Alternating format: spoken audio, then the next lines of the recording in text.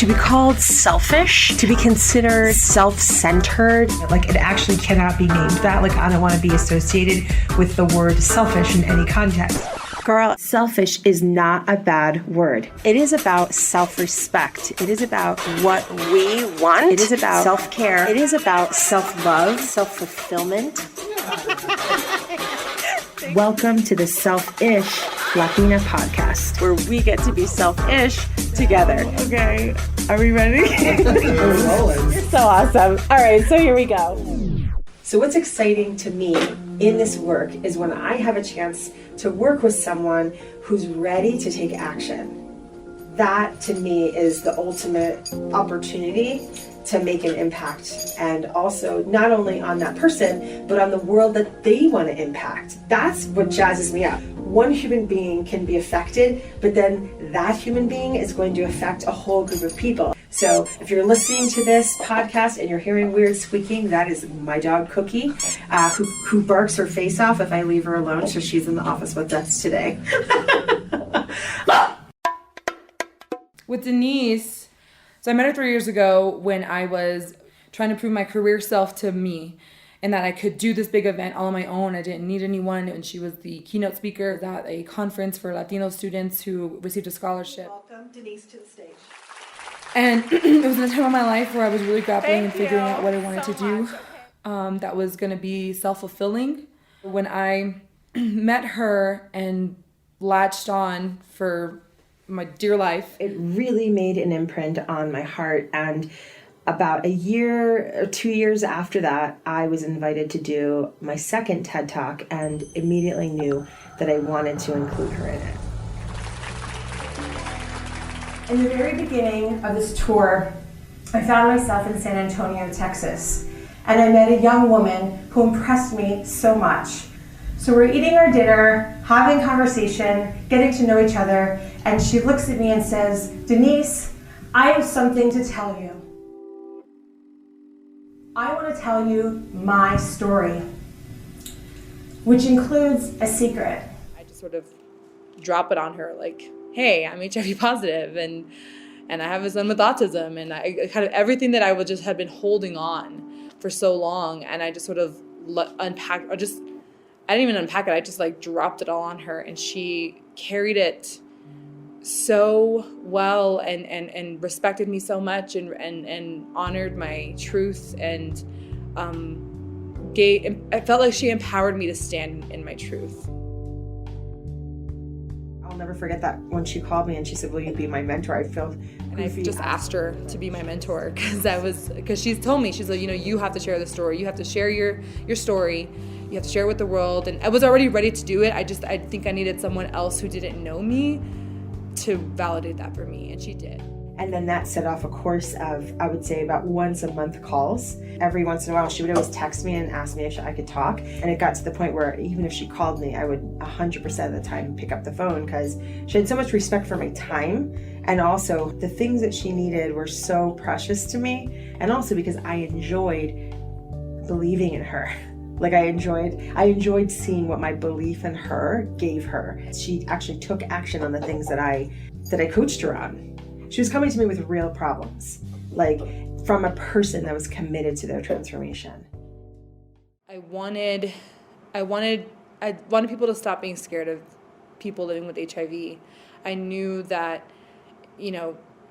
it was honestly keeping me up at night, not necessarily my status, but wanting to share it. The idea of wanting to share it, wanting to be an advocate was keeping me up at night. And I had talked to my family about coming out and being an advocate.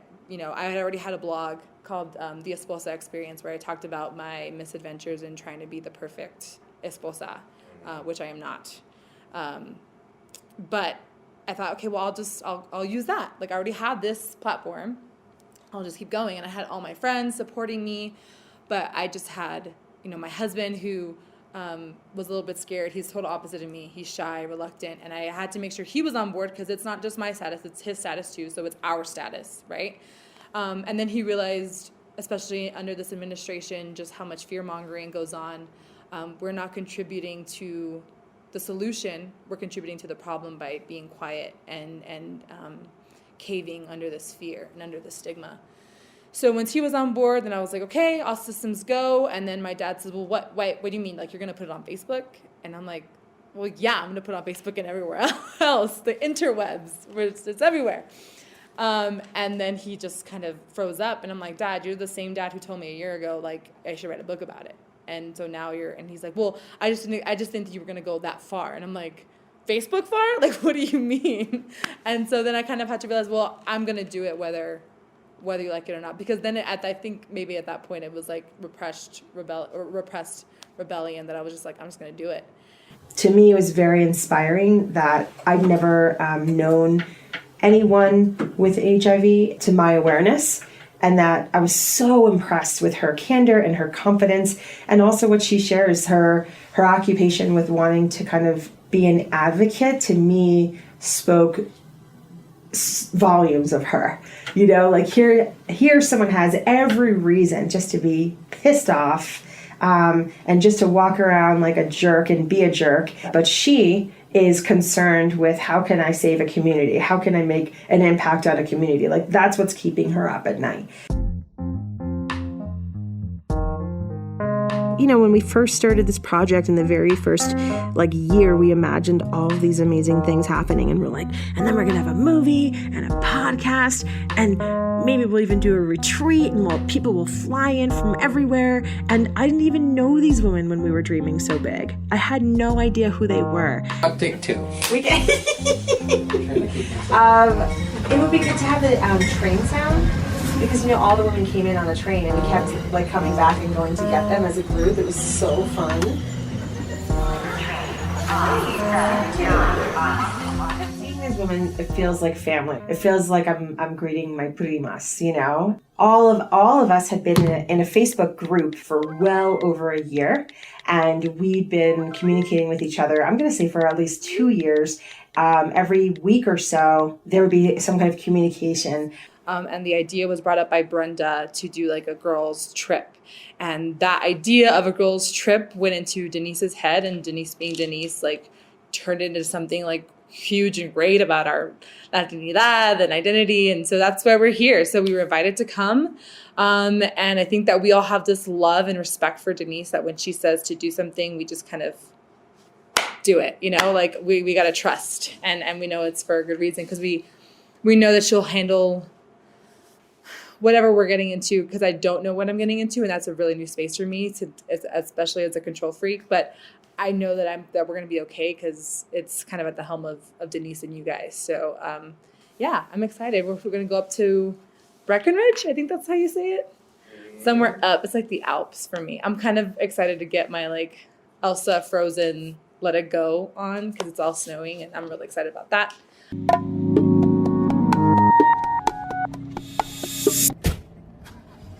I was so happy to get this car from Toyota. I was super nervous just because I typically don't drive. And so, so here I am driving this car with all these beautiful souls in it all the way up there. So I'm like gripping the steering wheel. We were just happy to be in it. We were just so happy to be together and talking. And I think Janeli was in the front seat, and she was like my navigator, handing me my water, and the most fun I've had in a really long time. Because how many times do women ever make the time for each other to get together with intention, with so much anticipation and so much confidence that we're going to have such a great time? It wasn't just like facials and petties. It was going to be great food, great music, great company in a beautiful environment, and sparking the conversations that are my favorite to have, which are about identity and Latinidad, and really where everyone's at in their own journey with it. My existence around this project is I'm just so used to people just getting real very fast, but it's going to seem fast probably for the podcast. And this is pretty par with what you can expect going to a screening or being around me. It's going to be really fun and also really deep and safe. To what Teresa said, which really got me too, was I'm not a mom. I'm not an employee. I'm not whatever I've done. I'm not a wife. I'm not a daughter or a sister. I'm me. And as liberating as that is, it's also really scary, right? Even though I've been fighting her, and I've been doing the work, This is where the rubber meets the road, like you said. This is a test, right? Okay, like you slowly, in hour increments every Tuesday for your therapist, you've been meeting Janeli, but now you're here. No distractions, no time up, no new appointments coming, so I don't have the therapist rushing me out the door. It's just me. So Janeli picked up on this really profound thought that Brenda had shared earlier that day, and while she was sharing it, all of us got totally quiet. Anxiety and depression are thieves, and for me, anxiety and depression already took so much time away from my kids. I was in bed, stuck. I could not move for a whole year. I was just in bed, and I talked about it on my Instagram, how my kids would I would just give my kid my phone, and they would take pictures of me. It gets so sad because it's literally just me laying down in bed.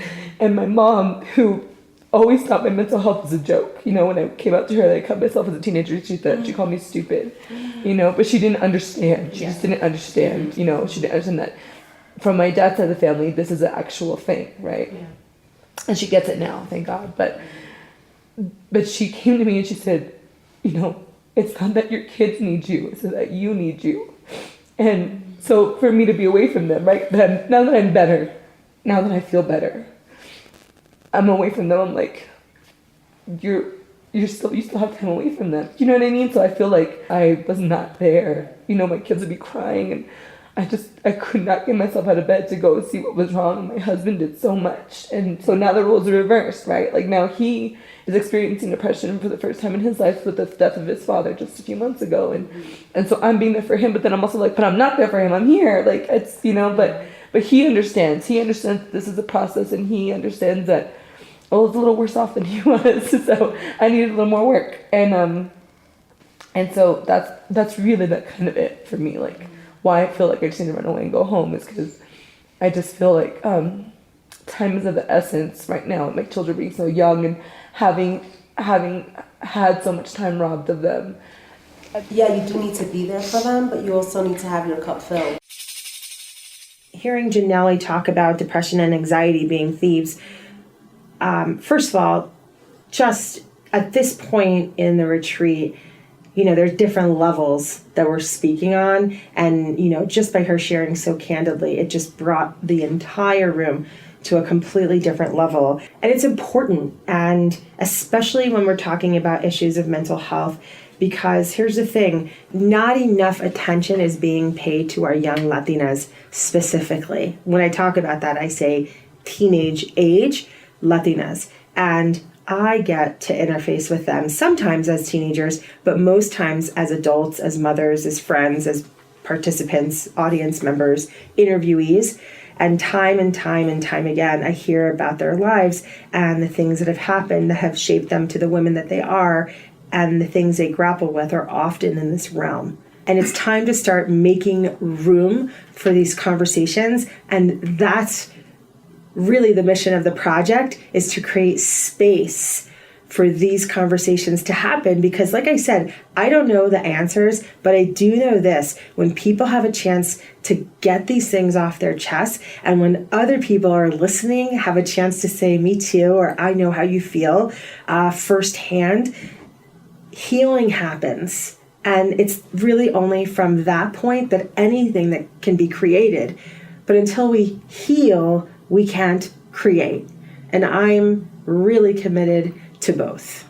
I had great certainty that it was going to be magical, because any conversation about this is magical, especially like a thoughtful conversation. And all these women were smart, critical thinkers that examine things from a place of curiosity. And so coming from there, magic is certain, right, to happen. We are the colonizer. We are both. Mm-hmm. And there is anybody innocent in this. We had an amazing conversation with Larissa at that Japanese restaurant, and she went back and back and back into history. World history is about colonizing, and there's no one innocent in that conversation. It's being utilized, again, to keep us apart, stuck. What is it being utilized to keep us stuck? Or are we empowering it to keep us stuck? It depends on how you're using it. That conversation, it moves through it. I feel like people use it as a way to stay angry, and they make themselves something different than what they are. Right, we're children born of trauma. It's like what Brenda said, which was one of my favorite quotes so far, is it was not out of reach, it was out of my comfort zone. And I think it's so out of the culture's comfort zone to like believe that we're still the victim. And like it's out of our comfort zone to ponder like, what if we're not, and how could we how could we turn the tables? I think the world, honestly, that's why I believe Trump is president, because if we were organized and if we stopped believing this lie that we're victims, we could have made sure that didn't happen. But it did. I wanted to, just really quick, because it's so profound what you guys are talking about, and I agree with you that like, because I am too, like, man, the systems are going to keep us down, and I want to get mad about it. And it's like, yes, we're smart enough to re-strategize to think of it, because I think of like, we're a culture in grief, and the grief has stages, right? How many? 7 stages of grief there are? Oh yeah. And we're kind of going through them, and we're each going through them in different places and different times, right? Because then our own lives contribute to either taking us back or not. But I think, I hope that we're getting to a place because of this. I don't hope, I know. Yes. We're getting to a place. So what that is that, you know, we have to come to the realization that we are all, number one, Latinos, Hispanics, I prefer Latinos. We're all really from like the same family in a sense. And that family is bred of trauma. Right? Because you had these completely happy, indigenous, beautiful cultures that were happening. And then you had Europeans come in and take over and enslave and rape and destroy and all of these things. And from the rapes came people trying to just live and figured, okay, if I can't beat them, I'll join them. And so they married conquistadores and they created families. And what does that mean if my father was just this mad rapist, or, you know, all these generations of all this trauma that keeps and continues and then we immigrate, and then we're trying to identify here, and we're not good enough here, and we're not good enough there, and we're not good enough here because we're not truly indigenous to the land, and it's just complex. And so as a culture, because that's what happened, that's how Spanish is in all of those countries, right, is because the conquistadores came and they just island hopped, right, and just raged and ravaged and all these things. But look what came of it, right? We do have this huge extended family. You know, you have these terrible things. You have great food, really, that came of it. At the same time, you have merengue, where you had, you know, enslaved men and women who were chained up, and so all they could do was just boom, boom, boom. They could just move, right, just together, and that's where the merengue came from, and all these, you know, you have these beautiful things that came from it, but then it's like, but then they were slaved. And so it's kind of this entire really deep and sad process that I think you go through with grief, where you have those several different layers or stages of grief. And I don't know what stage we're all in collectively, and I think that we're all in different stages. She's further along in the process than I am, and I think as a culture, until we kind of really identify and realize, look, we come from trauma. We are traumatized people, and we cannot keep doing this to ourselves. We're continuing trauma, whether that's through violence, whether that's through discrimination, whether that's through misogyny, whether that's through homophobia, whether that's through whatever it is. Those are just continuations of trauma that we can break, that Latinos can really be the bridge builders for the world, because we are blonde hair and blue-eyed and black, right? And everything in between. And if we can just collectively come together and realize we can do this and we can help heal the world, because we're familia. And when you heal, you become a better person. There's new conversations, and then there's the same old conversations. And I believe that there's some conversations that I cannot wait until they're retired and off to the old folks' home. And there's some brand new, fresh, interesting conversations that I believe can move the needle. One of the things that has sprouted from this work is that the quality of the conversations I get to have and inspire are really rich and really substantive, and they're addicting because they're new. They're not the same old thing. which is that colonizer, colonizee conversation to me, which is kind of a tired conversation, into something different and new, which is called, like, could we as a culture be in the stages of grief? And to me, that's new and a way to explain where different members of the collective culture are at. Really, the hope is that we will evolve into something that can actually change and affect things for somebody else versus just being focused on ourselves and our own pain and what's been done to us. I want to steer the ship is in the direction of an evolution, like really standing for people being able to evolve out of the anger so that we can get to the next phase and the next stage and the next stage and like begin to really affect change, because you cannot affect change when you're pissed. I don't care what anyone says. There's a meme out there that says if you're not super pissed, then you're not paying attention. And I don't know about that. I don't know. I am paying attention and I'm not pissed. Like, and certain things have happened to me. For fuck's sake, I was kicked out of an Uber just for having made this movie. And I'm also not saying that people don't have a right to be pissed. The ability to take action isn't going to be sourced by a place of anger. It's going to be sourced from a place of hope. You know, I'm having deja vu. I love this. Yes, thank you. We've been here before. Okay, yes. Like that unapologetic, like I wrote a whole thing. It's like these people that hashtag unapologetic don't even really get what that is. What that means. It's, guess what? Unapologetic is when I decide the world doesn't owe it to me, but I owe it to me, and then I do the work, then I get to walk in unapologetically, just like Teresa. She does the work. She says it, she does it. She benefits. Nobody else gets to walk around with the confidence that this woman has, because she's her word to herself. My cup, I fill myself. And FYI, this weekend is the cup. My cup gets filled, and it was so filled last night, it was like, I couldn't even handle how awesome. This is an example of filling our cups. This is what that looks like. Extremely curated. And you know, thanks for acknowledging my confidence, but Janelle, you have no idea how much you've added to my life. You have no idea. Okay. I don't even care. I see past all. Yeah. It's so easy to see past anyone's, like, I'm going to just say limitations, because your strength and your fucking awesomeness is so bright to me. Like, you are so special to me and added so much. Okay? So, like, I have patience for years for all of you.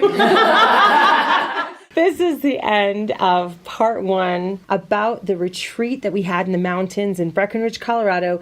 But really what it was about was the extraordinary conversations that happen and the incredible women that have come into my life as a result of following my dream.